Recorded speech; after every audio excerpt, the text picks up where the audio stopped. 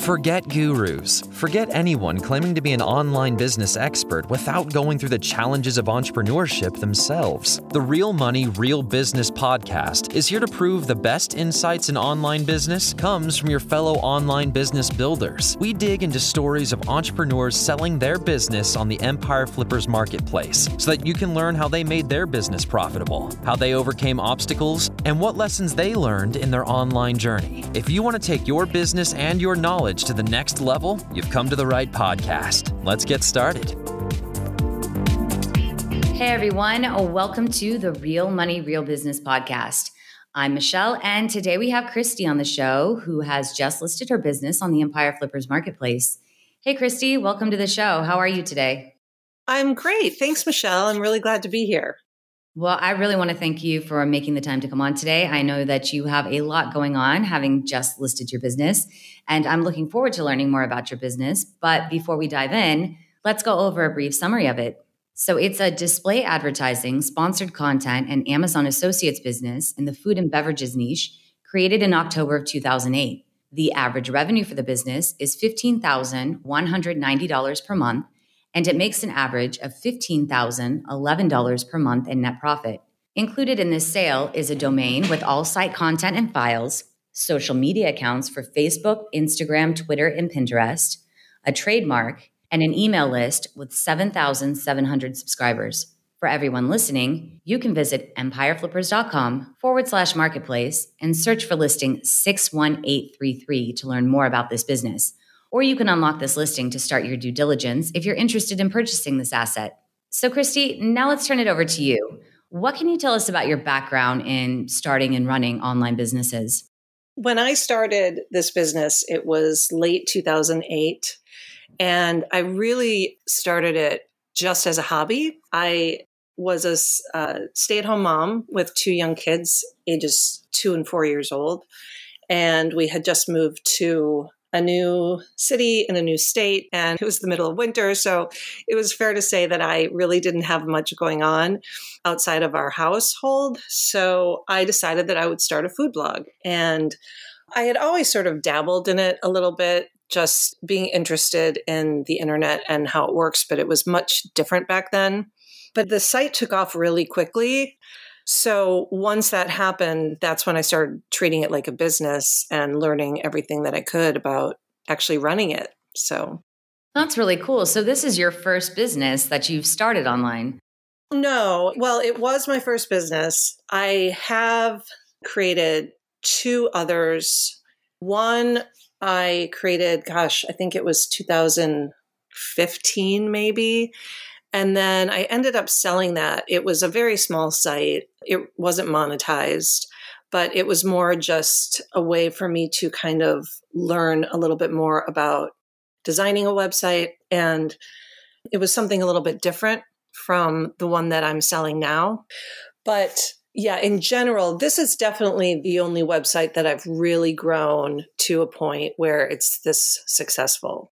Well, that's really cool. And so what attracted you to this sort of display advertising, affiliate program business model?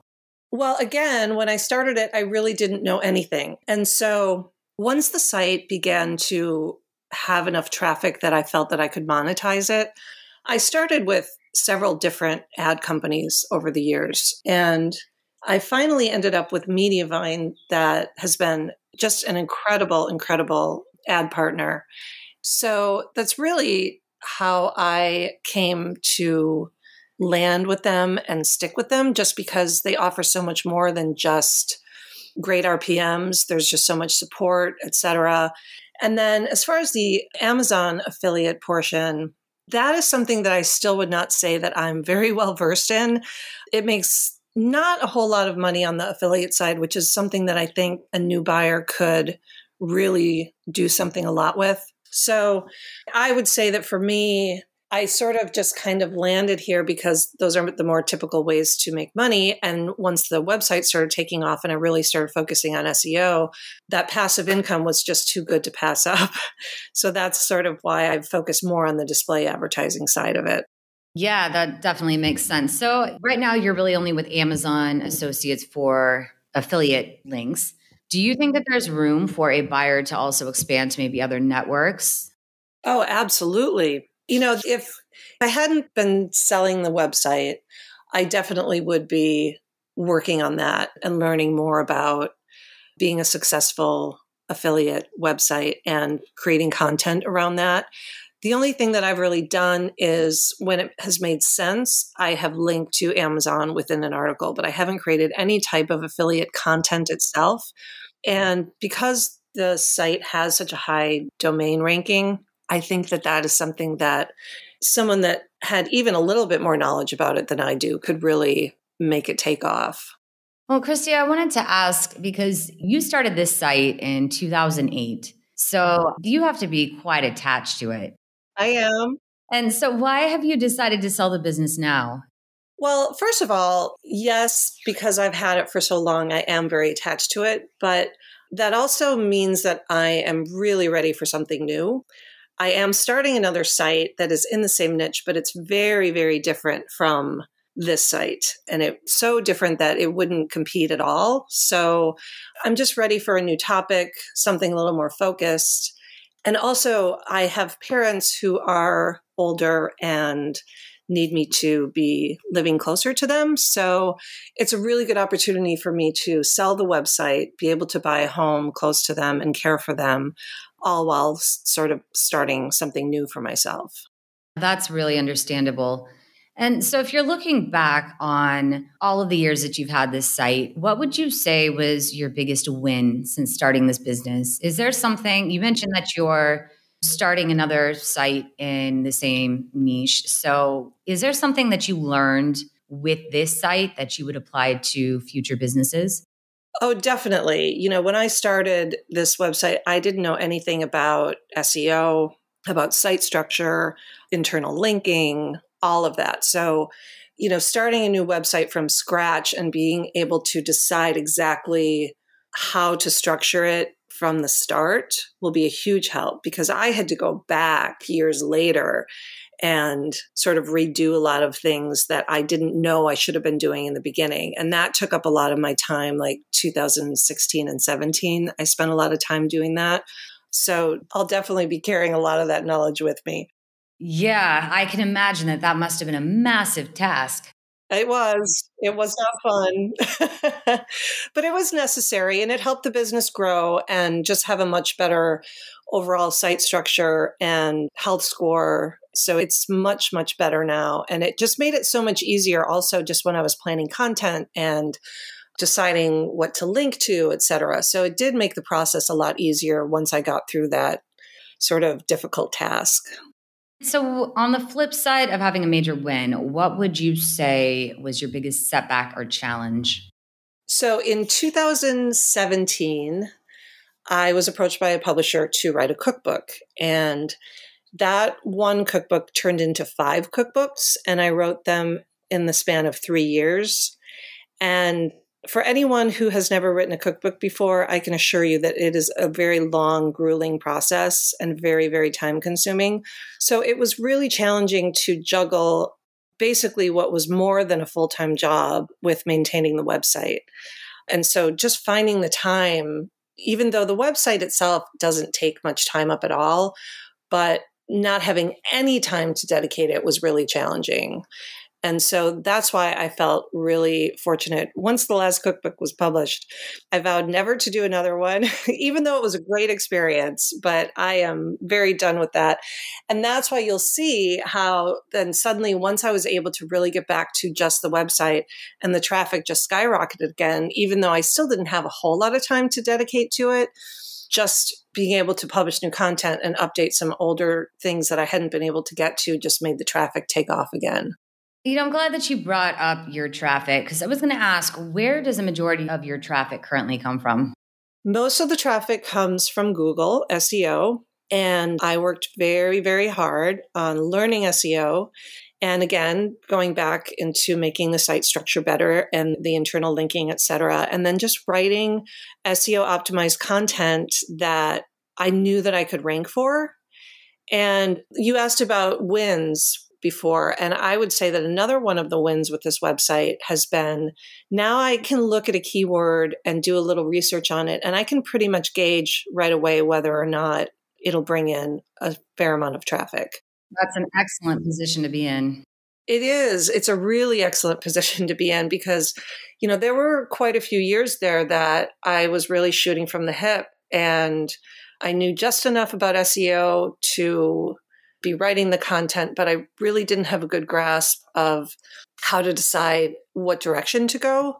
And also the domain ranking wasn't as high back then. So now, because the domain ranking is a 62, I pretty much can tell. And it's not every single article that I write, but I would say 80 to 90% within a month or two are ranking very high. And it depends. Again, I do a lot of research on these keywords, and I really try to go for lower competition for my domain ranking with high enough volume, but also looking at, user intent and who else is ranking and why they're ranking. And I really take the time to decide, and I can do it pretty quickly now. 20, 30 minutes, and I'll be able to tell if a keyword will bring in a decent amount of traffic or not. And so have you done much as far as backlink campaigns?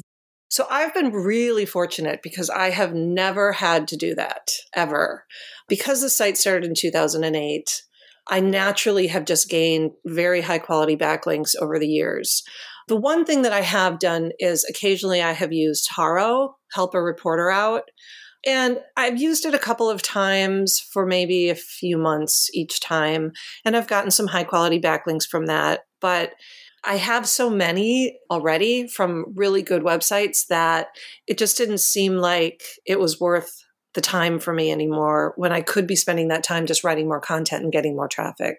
Well, it's cool that you've managed to achieve so much especially with your domain ranking, without having to put the effort into those backlink campaigns, because I know that a lot of people struggle with those. Yeah, I anticipate having to struggle with that on my new site for sure.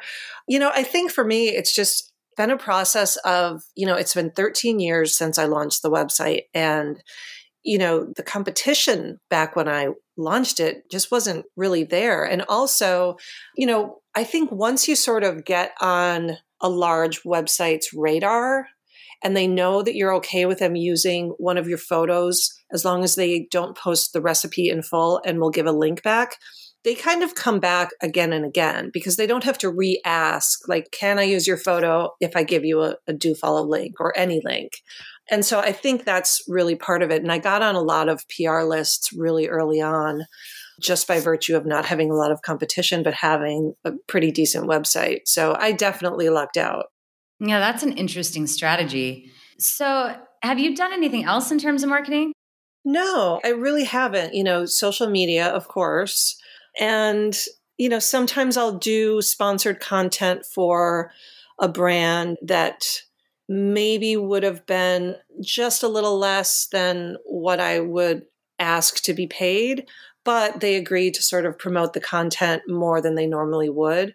So I have made some of those trade-offs. Specifically, if I think that it will really bring in new loyal readers to the website. That makes sense. Yeah, especially if it's a brand that really aligns well with the website. But I really don't do any other type of advertising. And so, Christy, what do you see as the major opportunities for growth with this business? Well, if I were the buyer, I would absolutely focus on just creating new content and updating older content and try to push it to the top. There's a lot of content there that's at the bottom of page 1 or the top of page 2 that can be rewritten and try to bump that up. That's what I would do, definitely. I would also focus on creating content that is popular in November and December. I've had a bit of a focus on that because RPMs are so high in November and December that I really try to take advantage of that. So, I don't need as much traffic to make twice the money. And the traffic has significantly increased during those months as well. But focusing on and adding content for those months would be really great. And also, in addition to that, though, I try to balance that out and try to find keywords that are popular all throughout the year so that I always have those kind of content that's consistently bringing money and doesn't have any of those big spikes. The affiliate, absolutely, without question, is a huge, huge growth opportunity. And also the email list. I have been terrible about ever really doing much with it at all. I've never monetized it. So that is something that could really pay off, I think, because those readers are very loyal. They just don't get much attention from me, sadly.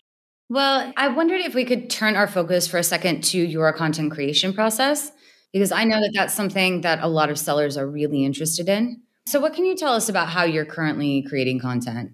So the first thing that I do is always identify good keywords. And I try to have a really clear understanding of why I've decided on that keyword, not necessarily just because it's a good keyword, but again, how is this going to affect my November and December and those high RPMs? Is this something that will bring in consistent traffic over time, or is it more seasonal? And once I have those keywords identified, then I really just write the post. I use Market Muse to help ensure that I'm capturing all the different words that other highly ranked websites for that keyword are using. But I don't use any kind of AI. I write it all myself. And it's a pretty quick process. And then once it's written, I publish. I use a social automator called CoSchedule to automatically post to social media. So as soon as the post is published, I go in and I create those social posts, and then I set them into whatever category they belong in. So I have a lot of evergreen content. So I have evergreen buckets within CoSchedule that will automatically post every few months or so, depending on my settings. So I don't ever have to worry about social media. And then I have more specific buckets like for holidays or seasonal recipes and things like that. And so those will sort of jump in then during the summer or during Christmas, or, a stew in the middle of winter, so that I'm not posting stew in the middle of summer. And then once that's done, and it really only takes me 5 or 10 minutes to do that, then that's done. And then I really don't worry about it too much. I monitor it for a few months. And usually, like I said, if I've done the appropriate keyword research, it'll usually be ranking pretty quickly. If it's not for whatever reason, then I try to take a look at why that is and make some changes until it does start ranking. So how often are you adding content? So I really go in spurts. I have 2 teenagers, and that keeps my life pretty busy. And the website really runs pretty well on its own without a lot of attention from me. I try not to go too long because I don't want traffic to start dipping. So I really spend time when I have it. So, for example, I haven't done much on the site now in a couple of months, but a couple of months ago, I spent probably 10 to 15 hours a week over the course of a month, making sure that everything was where it needs to be. But then a couple months before that, I didn't really do much either. We were in the middle of the holidays and things like that. And so it's nice to be able to step back and not worry too much about it. And then when I have time, really focus. So the answer really is it depends. I really don't post more than, say, 1 a week on average, if I had to take those busy times and average them out. And then I just try to update content that maybe gets dropped in ranking for some reason, or it's just always struggled. Maybe it's just, it gets a little bit of traffic, but I know that it can get more, and then I'll sort of focus on that. So it's really hard to say, but I would say probably about 1 a week. All right. And so if you're looking at, because obviously running a business comes with risks. So if you're looking at your business through the eyes of a buyer, what would you say the biggest challenge would be for a buyer taking over this business? Well, I would say that probably depends on the buyer, because if someone is knowledgeable in SEO, I really believe that they could take this website to double, triple, quadruple the traffic. And I guess it would depend on how much time they put into it. But, within the next year, it could easily be doubled. I've doubled it and tripled it even just in the last couple of years with the minimal amount of work that I've put into it. I would say if they're not familiar with SEO, then I would definitely say that they would need to spend some time learning it. I took the Stupid Simple SEO course by Mike Pearson.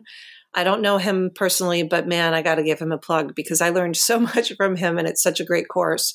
So really, I would say as long as someone is knowledgeable in SEO and they spend, even 5 hours a week on the website on growing it, I truly don't see a whole lot of risk involved.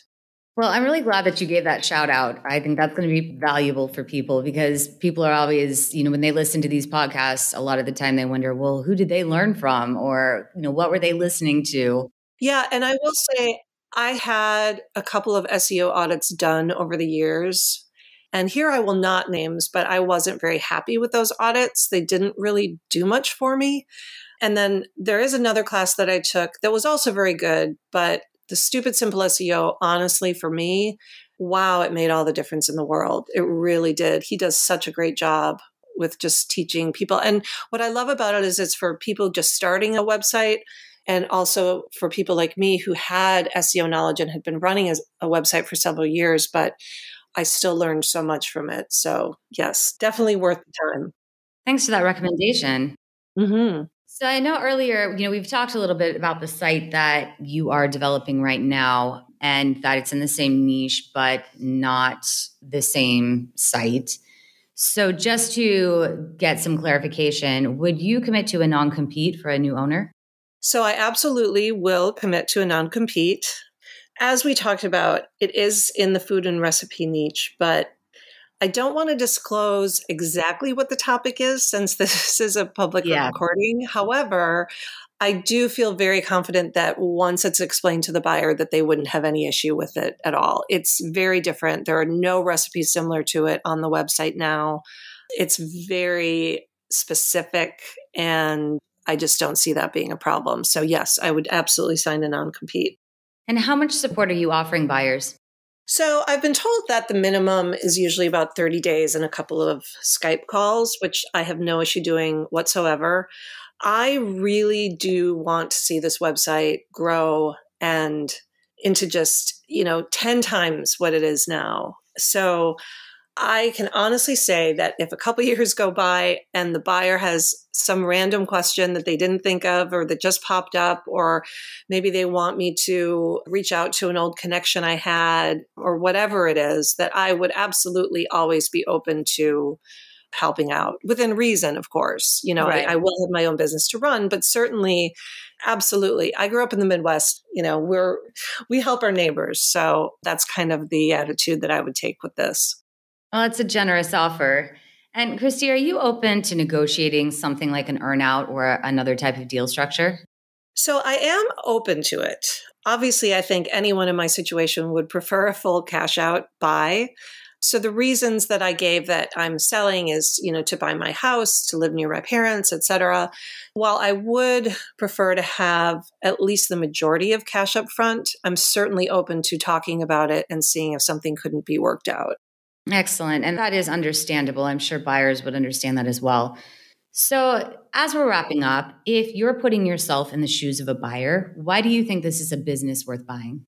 I guess because since I'm the one that's been knee deep in it for so long, and I'm the one that sees when I put out new content and sees how it ranks, I know that this business has so much growth potential. And I think if you look at the high quality backlinks through on Ahrefs and see how many links that there are from really high ranking websites, I feel that any buyer honestly would be lucky to get the site because it's been a labor of love for me for many years. And while it has been a business, I've really treated it with a lot of love and care. And I do hope that it goes to someone who, they probably won't ever love it quite as much as I do because I created it and grew it from nothing. But there's just so much growth potential here. And, if I had the time to dedicate to it and I wasn't in a position where I had to move right now, I would certainly be doing that. So I just think that any buyer would be